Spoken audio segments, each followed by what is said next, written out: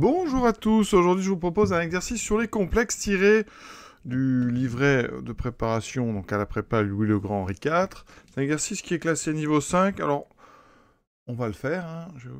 C'est un exercice qui serait plutôt niveau 4, on va dire, à condition d'avoir un petit peu l'idée de départ, mais il n'est pas infaisable comme la plupart des niveaux 5 que je trouve vraiment toujours très très difficile. Celui-là, il est plus accessible. Donc ici, on est sur des complexes et on va chercher l'ensemble non complexe Z non nul. Il y a une division par Z, donc effectivement Z est en ligne, tel que le module de Z plus 1 sur Z est égal à 2. Et il faut montrer que cet ensemble, eh bien, a pour image dans le plan complexe la réunion de deux cercles qu'on va préciser. Alors, comment va-t-on procéder? Je vais essayer de vous expliquer un petit peu le cheminement, parce que comme ça, si je vous donne l'astuce directement, ça n'a pas vraiment d'intérêt. Donc, comment va-t-on procéder? Alors, tout d'abord, on va se servir de la conclusion. La réunion de deux cercles, on précisera. Donc ici, quand un ensemble final est une réunion de deux droites ou de deux cercles, souvent, c'est qu'on a un produit nul. Et que, comme les complexes, eh bien, c'est un espace, c'est un ensemble intègre, eh bien, un produit nul, si et seulement si l'un des facteurs est nul. Donc on obtient comme ça deux sous-ensembles, ici, qui sont deux cercles. Alors comment va-t-on procéder? Alors, comment on peut reconnaître un cercle en complexe? Alors on ne va pas travailler avec x et y, on va travailler avec z et z bar. Déjà, un cercle, alors il faut un cercle, il faut un centre. Alors je vais prendre par exemple un centre oméga et un rayon R. Ça veut dire qu'ici, un point M appartient au cercle C, d'accord? Si et seulement si la distance oméga m est égale à r, d'accord? Donc on met au carré, c'est distance, donc ça équivaut à oméga m carré égale r carré. Et r, c'est un réel, donc positif. Ici, on passe en module. Ça veut dire que le module de z, donc module de zm moins z oméga, au carré, est égal à r carré. Le module au carré a une propriété très importante, c'est que le module de z carré, c'est le produit z bar. C'est souvent pour ça qu'on met au carré les modules pour faire apparaître un produit z bar. Donc ici, on le fait et on obtient. Alors, je vais poser zm égale à z, d'accord? Et donc, j'obtiens ici le produit donc z moins z oméga fois le conjugué de z moins z oméga, c'est-à-dire z bar moins z oméga bar, qui est égal à r carré. Et quand on développe, on obtient ceci. Donc z bar. Ensuite, on obtient un terme en z, donc moins z oméga bar z, un terme en z bar, moins z oméga z bar, plus le produit z oméga bar, égal à r carré.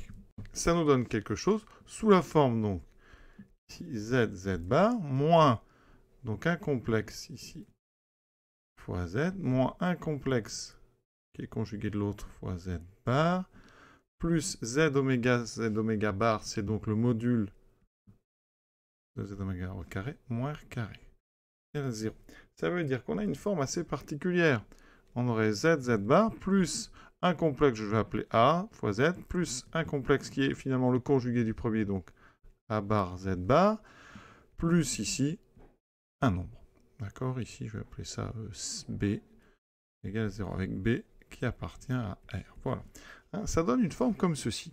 Donc nous, réunion de deux cercles, ça veut dire qu'on va avoir un produit de deux sommes de cette forme-là. Voilà. On garde ça en tête et maintenant on va transformer notre équation de départ. On part donc de module de z plus 1 sur z égale à 2. Alors ici, on va essayer de se débarrasser du quotient. Donc je mets au même dénominateur, ça fait z carré plus 1 sur z en module égale à 2. On sépare donc module d'un quotient, c'est le quotient des modules. Donc je vais doucement, mais avec un peu d'habitude, tout ça on le fait directement. Voilà. Je rappelle que z est différent de 0, qui équivaut au fait que z bar est aussi différent de 0 et que le module de z est différent de 0. Pas de souci. Donc ici, ça nous donne module z carré plus 1 égale 2 fois module de z. Et pour revenir donc à des conjugués, il va falloir mettre au carré. Alors ces deux nombres ici positifs, on met au carré, ça fait donc une équivalence. On a bien ça. Voilà, égal à 4. Et on passe au conjugué. Alors le conjugué, donc ça va donner Z2 plus 1 fois le conjugué de Z2 plus 1 égale à 4 fois ZZ bar. La conjugaison passe très bien à la somme, donc c'est ici, si vous voulez, cette conjugaison, vous allez la retrouver juste sur le Z2, puisque le conjugué de 20 c'est 1, et ici la conjugaison passe très bien à la puissance, on aura donc conjugué de Z au carré. Et on développe. On obtient donc Z2 fois Z bar au carré, qu'on peut mettre sous la forme ZZ bar carré, plus Z carré, plus Z bar carré, plus 1 fois 1, donc moins 4Z Z bar égale 0. Voilà. Et c'est là qu'intervient ce que je vous dis au début. Et notamment la conclusion, réunion de cercles. On va essayer de factoriser en fait cette somme. Alors c'est loin d'être évident si on ne sait pas à quoi s'attendre, mais je vous ai dit, une équation de cercle avec Z et Z bar, ça donne un truc de ce style-là. Une somme, c'est pas un truc, c'est une somme de cette forme-là. Donc ici, on va essayer de factoriser. Donc, on va essayer d'avoir un produit pour avoir justement une réunion. Donc l'idée, c'est d'avoir un produit égal à 0. Comme ça, on va ici séparer. On aura comme ça deux équations qui donneront chacune un cercle. Et donc ici, j'ai Z, Z bar. Je vais ici essayer d'avoir une forme qui va correspondre à un cercle. Donc je vais essayer du Z, Z bar à Z plus A bar Z bar plus B. Et la même chose ici, un autre. Donc je vais mettre d'autres lettres. On va mettre CZ plus C bar Z bar plus ici D. Alors B et D sont des réels. B et D sont réels.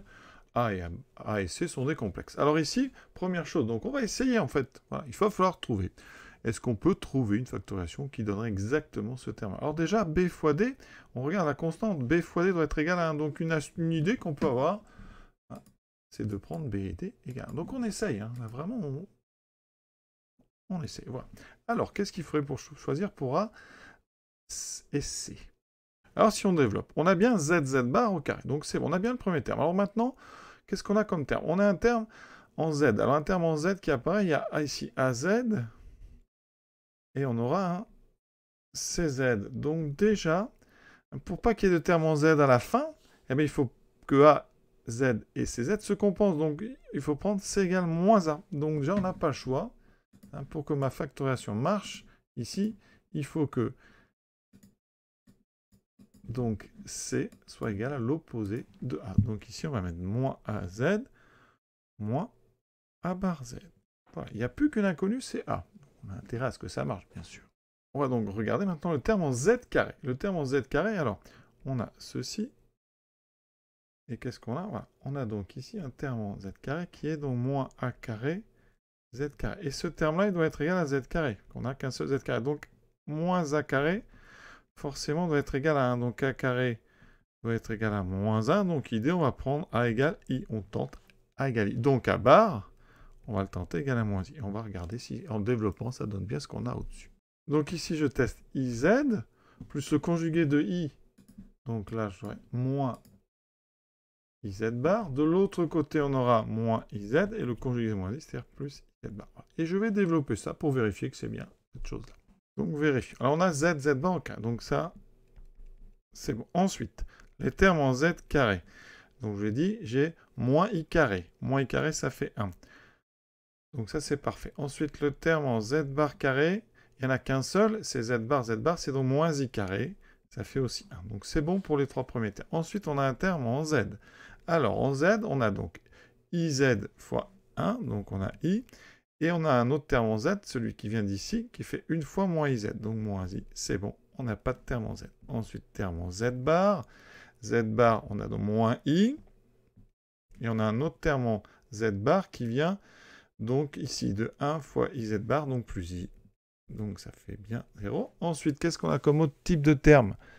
Eh bien, il ne reste qu'un seul autre type, les ZZ bar. Et ah oui, la constante. Donc ZZ bar, j'en ai combien? Alors ici, ZZ bar, j'en ai donc un ici.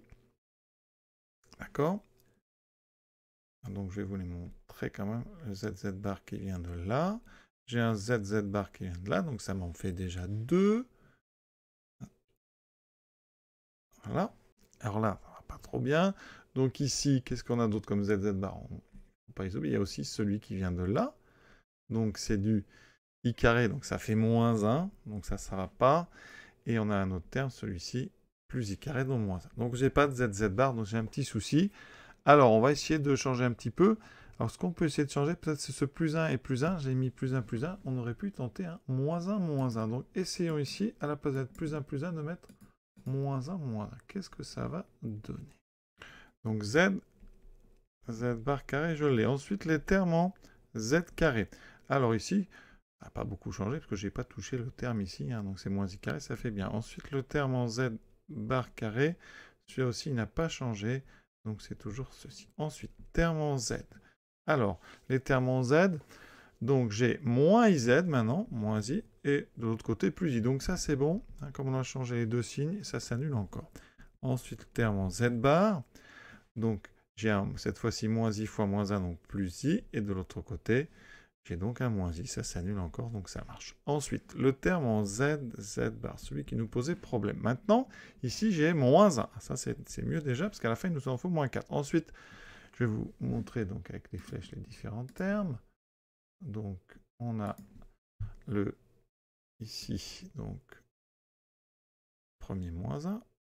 Le deuxième. Ensuite, on a un iz fois iz bar, donc ça fait i carré, donc moins 1, donc ça m'en fait déjà 3. Et ensuite, j'en ai un dernier, celui-ci, iz bar fois moins iz bar fois moins iz, ça fait i carré, donc ça fait encore moins 1, j'en ai bien moins 4. Ça, c'est parfait. Et la constante, moins 1 fois moins 1, ça fait plus 1. Donc, c'est parfait, ma factorisation, elle marche. Alors, évidemment, on va dire que c'est un petit peu truqué. Hein. On tente un peu des choses. Hein. C'est pour ça que l'exercice est faisable. Hein. Sinon, pour trouver la factorisation, c'est quasiment impossible. Donc ici, on tente. Voilà. Ça s'appelle de la recherche. Hein. Et c'est pour ça que la conclusion est importante, parce qu'elle nous aide, elle nous oriente dans nos recherches. Maintenant, donc on a un produit nul. Hein, le coordonnée complexe est intègre. Donc là, ça équivaut à dire que bien, le premier facteur égale 0 ou le deuxième facteur égale 0. Donc on a ceci ou z bar moins iz plus iz bar moins 1 égale 0. Et maintenant, on va essayer de retrouver ici deux cercles.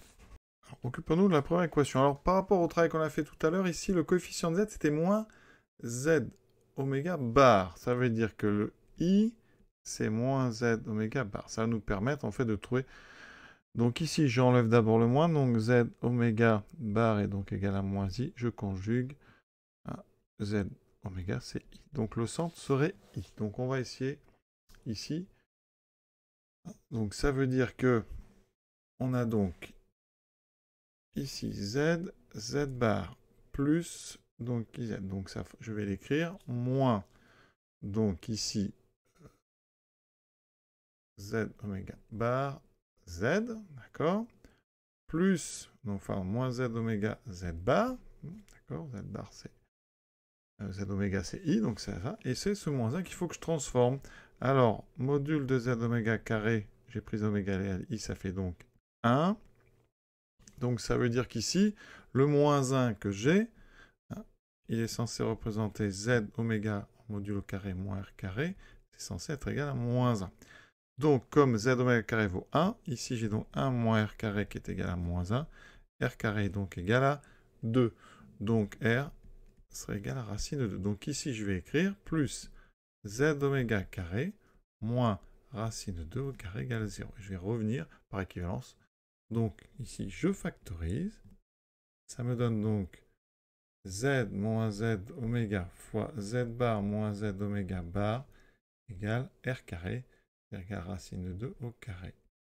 Et ici, j'obtiens donc module de z moins z oméga carré égale racine de 2 au carré, c'est-à-dire module de z moins z oméga égale racine de 2. Et ça, eh bien, c'est exactement l'équation d'un cercle de centre. Donc le point d'affixe i, donc ici z oméga, on a dit que c'était i, et donc de rayon racine de 2. Donc ça se transforme en z moins i au carré égale racine de 2. Et je vais faire pareil de l'autre côté. Et la seule différence étant qu'il y a moins i au lieu de i, eh bien ça, c'est donc z plus i au carré égale racine de 2. Je vous laisse vérifier. Donc ici, eh bien, ça veut dire que le point M appartient au cercle, donc, alors, de centre oméga d'affixe I et de rayon racine de 2, ou le point M appartient au cercle de centre, alors, oméga prime, d'affixe moins I et de rayon racine de 2. Ça veut dire qu'ici, hein, comme on a un OU, ça va être une union, donc M appartient à l'union de nos deux cercles. Ici, donc, ceci, union. Voilà, c'est une union de deux ensembles de points qui sont tous les deux des cercles. Inutile de rappeler ici que 0 n'est pas solution, puisque ici, hein, on peut vérifier facilement que z égale 0 n'est pas solution, hein, les solutions d'aucune des deux équations ici. Donc ça, c'est notre conclusion. On peut conclure que l'ensemble solution est donc l'ensemble des complexes dont l'image dans le plan complexe appartient à notre union des deux cercles. Ça donne ceci, hein, et avec ici un premier cercle dont le centre est oméga d'affixe I, et le deuxième cercle ici, le centre oméga prime d'affixe moins I. Les rayons sont racine de 2, et voilà. Donc ça, c'est donc l'ensemble des images des solutions de notre équation. Bilan de cet exercice. Alors, c'est quand même difficile, hein, d'accord? Alors, l'idée de la recherche est pas mal, parce que ça permet de caractériser un cercle autrement qu'avec une équation cartésienne x, y. Donc là, on caractérise avec z et z bar. Ça permet aussi d'imaginer une factorisation à partir de la conclusion. Hein. On vous annonce une réunion. Donc, les réunions de deux droites de cercle, je l'ai dit au début, c'est souvent un des produits nuls, hein, qui donne chacun une équation, et chaque équation va donner un ensemble de points qui peut être une droite ou un cercle. Ici, c'est deux cercles. On est sur un OU, hein, donc c'est une union. On fait attention, et on pense bien à conclure, d'accord, et on pense bien à, même si ici, il n'y a pas de problème avec la valeur 0, à bien vérifier que z égale 0 n'est pas dans l'ensemble de solutions que vous proposez, hein, d'accord. Je vous souhaite une bonne fin de journée à tous, en espérant que ça vous ait plu, hein, et vous avez bien compris le cheminement qui amène à résoudre cet exercice. Voilà, à très bientôt.